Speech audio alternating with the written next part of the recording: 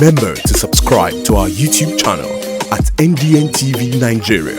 Click on the subscribe button and be the first to get notifications. The battle for the soul of Delta State rages on as David Edevbie and his lawyers recently issued a notice of consequence of disobedience of court order on the chairman of the Independent National Electoral Commission, Inec, Professor MAMODE, and the Commission's National Legal Advisor, Mr. Festus Okoye, reminding the two public servants that they both risk imprisonment for failing to carry out a court directive on a dispute arising from conduct of the governorship primary of the People's Democratic Party, PDP, in Delta State.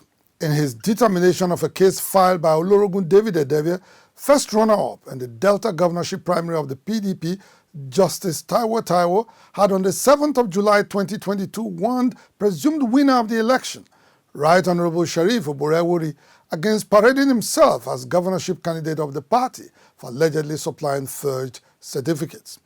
The court further directed that Right Honorable Oborewori be replaced by Olorogun David Edevbie, who came second in the PDP governorship primaries conducted in Delta State on the 25th of May 2022.